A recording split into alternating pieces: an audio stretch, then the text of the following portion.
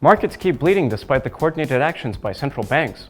Asian stocks tumbled on Monday as the U.S. Federal Reserve cut its key interest rate by 100 basis points and launched a massive quantitative easing program in an emergency move over the weekend. The Fed also coordinated action with the European Central Bank, Bank of England, Bank of Japan, Bank of Canada, and Swiss National Bank to shore up liquidity in the financial system. The S&P/ASX 200 in Australia suffered the most, dropping 9.7%, the largest ever daily decline.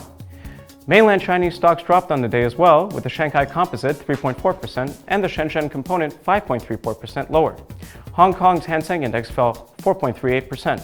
In Japan, the Nikkei 225 closed 2.46% lower. On Monday, the Bank of Japan announced steps such as the active purchase of exchange-traded funds and Japan real estate investment trusts to contribute to supporting economic and financial activities. South Korea's Kospi slipped 3.19%. Overall, the MSCI Asia ex-Japan Index declined nearly 5%. On the data front, China reported Monday that the National Urban Survey unemployment rate hit 6.2% in February, the highest on record. Fixed asset investment plunged 24.5% in the first 2 months of the year from a year ago, while investment in manufacturing was the hardest hit, down 31.5%. European markets declined on Monday as much of the region went into shutdown mode to prevent the spread of the new coronavirus. The Pan-European Stock 600 closed provisionally 5.1% lower, off lows hit earlier in the session. Spain's IBEX was around 8.3% lower, and Italy's FTSE MIB was down over 6%. France's CAC 40 ended nearly 6% lower, and the UK's FTSE 100 finished 4.7% lower.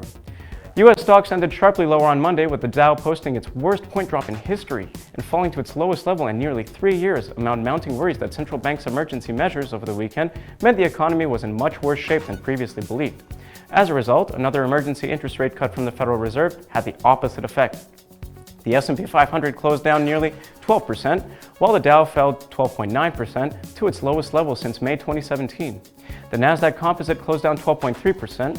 Goldman Sachs has warned that clients that the S&P 500 could bottom out at 2,000 by mid-year, marking a 41% plunge from the record high set just a month ago. In currencies, the dollar has weakened against the majors but trimmed losses by the end of the day. The euro-US dollar was rejected from the 1.1235 and finished below 1.12. The pound sterling US dollar closed nearly flat after a brief spike above 1.24. The US dollar Japanese yen extended its retreat from the key moving averages and closed below 106.00.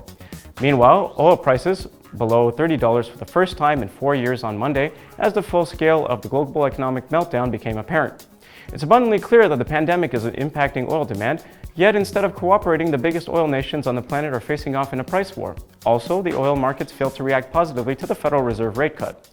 Gold has been swept up in the market sell-off to fall below $1,500 on Monday. The precious metal hit a low of $1,451, its lowest level since November 27th, and traded below its 200-day moving average level of $1,400.97 for the first time since December 20th, 2018.